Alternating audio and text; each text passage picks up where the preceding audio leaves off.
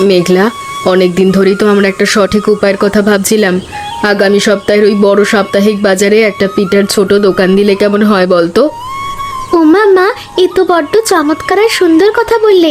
আমরা আমাদের দোকানটা রঙিন কাগজ আর ফুল দিয়ে চমৎকার করে সাজাবো। সাজানোর খরচটা একটু কমের মধ্যে রাখতে হবে রে। আমাদের হাতের পুঁজি খুব সামান্য, তাই খুব হিসেব করে অল্প জিনিস দিয়ে ব্যবসা শুরু করতে হবে। তুমি পুঁজি নিয়ে একদম চিন্তা করো না মা। আমি আর কুসুম দিদি মিলে ঘরের পুরনো কাপড়ের টুকরো দিয়ে চমৎকার তোরণ বানিয়ে টেবিলের চারপাশটা সুন্দর করে দেব। পিঠা তৈরির জন্য ভালো ভালো চালের গুঁড়ো আর খাঁটি নলেন গুড় আমি নিজেই গৌরী কাকিমার ঘর থেকে বড্ড সযত্নে মেপে আনবো। হ্যাঁ মা, কাকিমা তো পিঠা বানানোর কাজে বড্ড বেশি দক্ষ। ওনার কাছ থেকে নতুন নতুন চমৎকার নাস্তার নিয়মগুলো আমরা আজ রাতেই একজোট হয়ে মন দিয়ে শিখে নেব। এই নতুন বাজারে দোকান দেওয়া আমাদের জীবনের এক মস্ত বড় অভিজ্ঞতা তৈরি করার চেষ্টা। তুই আর আমি একসাথে থাকলে যে কোনো কঠিন কাজই সহজ হবে। আমরা দুজনে মিলে এই নতুন দোকানটাকে পুরো বাজারের মধ্যে এক চমৎকার সেরা জায়গা বানিয়ে ছাড়বো মা। চলো এবার ঝুড়িগুলো ঘরের ভেতরের দিকে তাকে বড্ড জলদি তুলে রাখি। সুবর্ণা, নারকেল কোড়াটা যেন একেবারে মিহি আর চমৎকার হয় রে।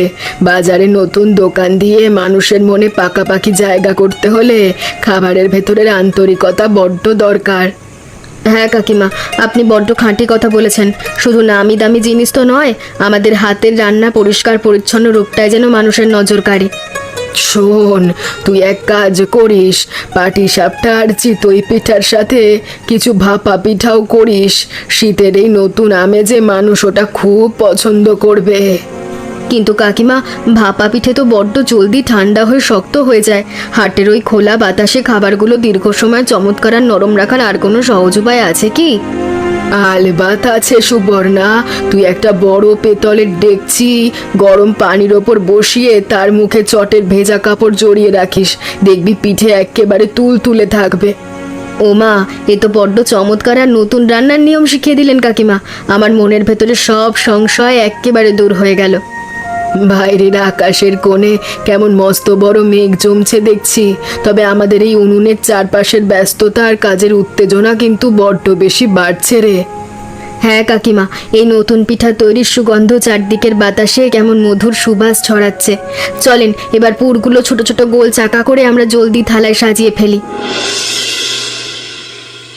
মেঘলা, এই লাল আর সবুজ কাগজের ফুলগুলো দেখ কেমন চমৎকার আর উজ্জ্বল দেখাচ্ছে। এগুলো দিয়ে দোকানের চারপাশের খুঁটিগুলো বড্ড সুন্দর করে মুড়িয়ে দেওয়া যাবে। বারে কুসুম দিদি, কম খরচে দোকানকে এত চমৎকার আর আকর্ষণীয় দেখানোর এই বুদ্ধি তো দারুণ। বাজারের ক্রেতারা দূর থেকেই রঙের বাহার দেখেই তোর কাকিমার পিঠার টেবিলের সামনে এসে থমকে দাঁড়াবে। মানুষ প্রথম দেখায় চমৎকার জিনিস বড্ড বেশি পছন্দ করে। আমি মনে মনে ভাবছি কি দিদি, লোকজন আমাদের এই সাধারণ দোকানের সামনে দাঁড়িয়ে হাসি মুখে গরম পিঠা কিনছে আর আমার পরিশ্রমী মায়ের রান্নার বড্ড প্রশংসা করছে। তোর এই চমৎকার আর সুন্দর স্বপ্ন একদিন আলবাত সত্যি হবে রে মেঘলা। একটা দোকান শুধু জিনিস বিক্রি করার জায়গা নয়, মানুষের মনে বস্ত বড় একটা ভালোবাসার অনুভূতিও তৈরি করে। হ্যাঁ দিদি, এই রঙিন কাগজ আর পুরনো সুতির কাপড়ের মেলবন্ধন আজ আমাদের এই ছোট উদ্যোগকে পুরো গ্রামে এক মস্ত বড় খুশির নতুন মধুর আলু এনে দিয়েছে। চল এবার আঠা দিয়ে এই শেষ লাইনের রঙিন ফুলগুলো তোরণের দুই কোণে বড্ড সযত্নে শক্ত করে জুড়ে দিই। বেলা কিন্তু অনেকখানি গড়িয়ে গেল, আমাদের বাজারেও যেতে হবে। হ্যাঁ দিদি, মা এতক্ষণে রান্নাঘর থেকে গরম পিঠার ঝুড়িগুলো নিয়ে বারান্দার সিঁড়ির কাছে এসে আমাদের জন্য একদৃষ্টে অপেক্ষা করছে। আমরা বড্ড জলদি সব গুছিয়ে নিই। নির্মল বাবা, এত ভোরবেলা তুমি নিজের হাতের ওই বাঁশের স্ট্যান্ড নিয়ে আমাদের সাথে কেন মেঠো পথে রওনা দিল রে? কাকিমা, এই স্ট্যান্ডটা দিলে তোমাদের পিঠার থালাগুলো মাটি থেকে বড্ড চমৎকার আর উঁচুতে থাকবে। বারে নির্মল ভাই, বাজারে কোন জায়গায় বসলে ভালো হয় বলো তো? মানুষ কোন সময় বেশি আসবে? পূর্বধারের মস্ত বড় বট গাছের নিচে বসলে চমৎকার হবে। ওই পথে বাবুরা বিকেলের পর বড্ড বেশি যাতায়াত করে তো। হ্যাঁ বাবা, ওই জায়গাটা বড্ড পরিচ্ছন্ন। আকাশে মেঘ জমলেও আমাদের মনের ভেতর চিন্তার মস্ত বড় কালো ছাপ নেই রে। আমার তো এখন থেকেই বড্ড বেশি উত্তেজনা আর এক নতুন ধরনের আনন্দ হচ্ছে। মনে হচ্ছে হাট একেবারে জমে উঠেছে। তোমরা ধীর পায়ে পথ চলো, আমি বাজারের এক কোণে গিয়ে জায়গাটা বড্ড সযত্নে সোজা করে একেবারে পরিষ্কার করে রাখছি। তোর এই সুন্দর আর সাহায্যপ্রবণ মন আমাদের এই নতুন অভিজ্ঞতার পথে মস্ত বড় এক সঠিক ভরসা দিল রে নির্মল বাবা। ও মা, মেঘলা মা, এই কাপড়টা ওভাবে আলতো করে বাঁধলে কিন্তু বিকেলে এই ঝোড়ো বাতাসে এক নিমেষে একেবারে উড়ে যাবে রে। হরিদাস দাদু, আমি তো সব শক্তি দিয়ে টানছি, কিন্তু খুঁটিটা বড্ড কাঁপছে। তুই এই বিশেষ গীতটা দে, বাতাসে যতই বাঁধুক বাঁধন একেবারে মজবুত থাকবে মা। বাহ, এই প্যাঁচটা তো বড্ড সহজ আর চমৎকার। বাজারে নতুন এলে সবাই এভাবে একটু একটু করে সাহায্য করে দাদু? আলবাতে করে রে মা, আমরা তো বহু বছর ধরে এই হাটে দোকান দিচ্ছি। নতুনের পাশে দাঁড়ানো আমাদের মস্ত বড় নিয়ম যে মা। আপনার এই মিষ্টি কথার ছোঁয়া পেয়ে আমার ভেতরে সব জড়তা আর ভয় এক নিমেষেই দূর হয়ে গেল। তুই তোর মায়ের পিঠার টেবিলটা চমৎকার করে সাজিয়ে ফেল, আমি ওদিকের কোণে গিয়ে নিজের কবি বাচ্চিগুলো সযত্নে সোজা করে ঝুলিয়ে রাখি। হ্যাঁ দাদু, মা এতক্ষণে রান্নাঘর থেকে প্রথম ব্যাচের গরম পাপা পিঠেগুলো ঝুড়ির ভেতর গুছিয়ে নিয়ে বসার জায়গায় চলে এসছে। তুমি বড্ড উপকারের কাজ করলে রঞ্জন বাবা। আজ হাটের চারপাশের পরিবেশ কেমন দেখেছো? মানুষের ভিড় কিন্তু বড্ড চমৎকার বাড়ছে কাকিমা। তোমার এই নতুন পিঠার গন্ধ পেয়ে বাবুরা দূর থেকেই এই দিকে চেয়ে আছে। প্রথমবার এমন মস্ত বড় বাজারে দোকান দিয়ে আমার নিজের ভেতরে ভীষণ ভয়ে কাজ করছিল। ওসব একদম ভেবো না কাকিমা, হালকা বাতাসে আমাদের দোকানের ওপরেই এই ত্রিপল দুললে চারপাশে এক চমৎকার উৎসবের আবহ আছে।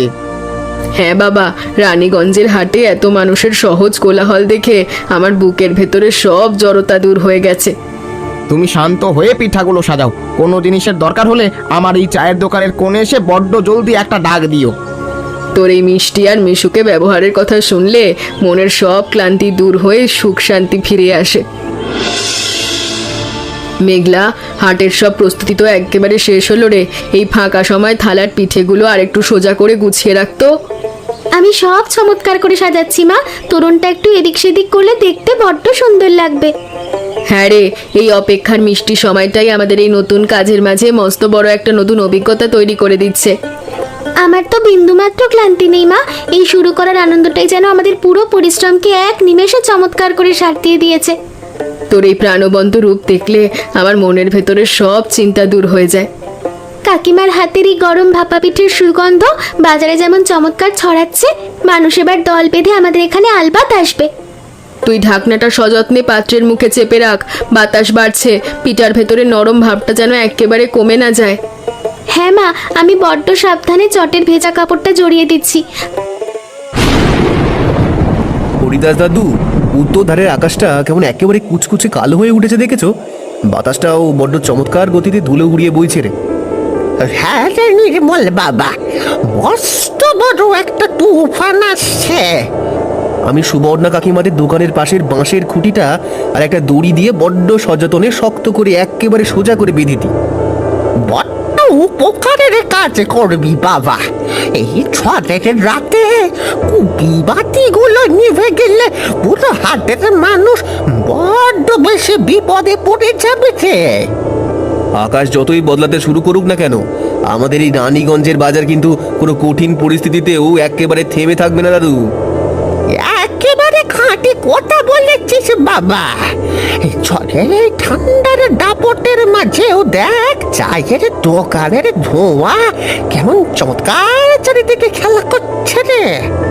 আপনি আপনার লণ্ঠনের কাজগুলো ভালো করে মুছে রাখুন, আমি চটপট গিয়ে মেঘলাদের ত্রিপলের কোণটা আর একবার নিজের হাতে পরীক্ষা করে আসি।